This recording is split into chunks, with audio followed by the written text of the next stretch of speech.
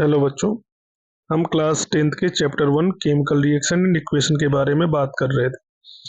Part 1 में हमने chemical reactions क्या होती है, केमिकल इक्वेशन क्या होती है, वो केमिकल रिएक्शंस की क्या क्या कैरेक्टरिस्टिक्स होती हैं, and types of chemical reaction में हमने दो टाइप्स के बारे में पढ़ लिया था, combination reaction and decomposition reaction. आज हम इसका थर्ड टाइप पढ़ने जा रहे हैं, डिस्प्लेसमेंट रिएक्शन। तो डिस्प्लेसमेंट रिएक्शन क्या होती है? एक ऐसी रिएक्शन जहां पर ज्यादा reactive element less reactive element को डिस्प्लेस कर देगा, means more reactive element displaces less reactive elements from its salt. जैसा कि हम एग्जांपल देख रहे हैं यहाँ पे, Zn plus CuSO4 gives ZnSO4 plus Cu, means यहाँ पे जो जिंक है वो कॉपर से ज्यादा रिएक्टिव एलिमेंट है, तो वो कॉपर को उसके सॉल्ट से डिस्प्लेस कर दे रहा है। सेकेंड टाइप हम पढ़ रहे हैं, डबल डिस्प्लेसमेंट रिएक्शन। तो डबल डिस्प्लेसमेंट रिएक्शन क्या होती है? डबल डिस्प्लेसमेंट रिएक्शन में दो सॉल्ट आपस में रिएक्ट करते हैं सॉल्यूशन की फॉर्म में। वहां पे एक प्रेसिपिटेट की फॉर्म में आ जाता है और दूसरा एक्वस स्टेट में रहता है। तो इसमें हम देख रहे हैं कि जैसा कि यहाँ पे लिखा हुआ दो टाइप है, प्रेसिपिटेशन एंड न्यूट्रलाइजेशन। तो प्रेसिपिटेशन में दो सॉल्ट आपस में रिएक्ट करते हैं, एक एक्वस फॉर्म में होता है और दूसरा पीपीटी की फॉर्म में हमें प्रोडक्ट में देखने को मिलता है। न्यूट्रलाइजेशन रिएक्शन में जनरली एसिड और बेस आपस में रिएक्ट करते हैं। तो जैसा कि हम देख रहे हैं Na2SO4 और साथ में यहाँ पे है BaCl2 होगा, बेरियम क्लोराइड होगा। तो जब वो आपस में रिएक्ट करा है तो NaCl और BaSO4 मिल रहा है, तो BaSO4 का यहाँ पे पीपीटी फॉर्म हो रहा है, तो इसे प्रेसिपिटेशन रिएक्शन बोल दिया।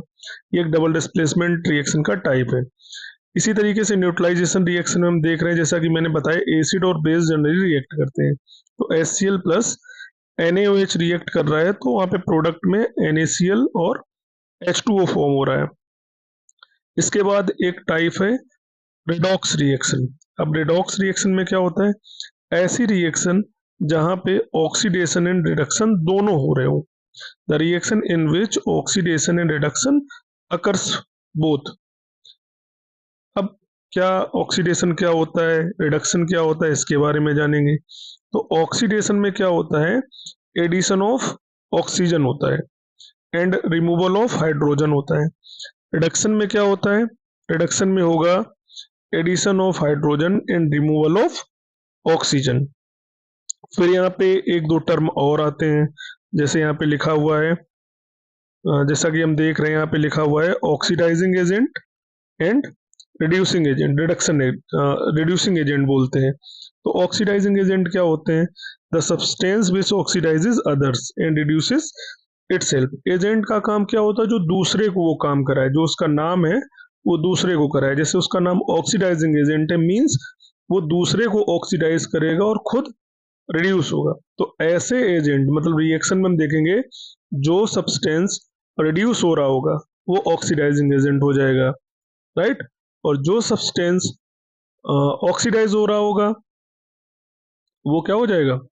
रिड्यूसिंग एजेंट हो जाएगा, मीन्स उसने दूसरे को रिड्यूस कर दिया। जैसा कि हम यहाँ पे एग्जांपल देख रहे हैं, CuO प्लस H2 और प्रोडक्ट में हमें Cu प्लस H2O मिल रहा है। अब यहाँ पे हम देख रहे हैं कि CuO था left side, right side Cu हो गया, मीन्स इससे ऑक्सीजन निकल गया। अब इससे अगर ऑक्सीजन निकल गया मीन्स ये रिड्यूस हो गया। अगर ये रिड्यूस हो गया तो ये ऑक्सीडाइजिंग एजेंट है, क्योंकि इसने दूसरे को ऑक्सीडाइज कर दिया, हाइड्रोजन को ऑक्सीडाइज कर दिया, और हाइड्रोजन हो गया H2O, और हाइड्रोजन H2O हो गया तो अब हाइड्रोजन ऑक्सीडाइज हो गया, मीन्स ये रिड्यूसिंग एजेंट है। ओके। फिर यहाँ पे कुछ टर्म दिए गए हैं, कोरोजन। कोरोजन क्या होता है? तो कोई भी मेटल जब मॉइस्चर और एयर की प्रेजेंस में आ जाता है तो ऑक्सीडाइज हो जाता है, तो कोरोजन।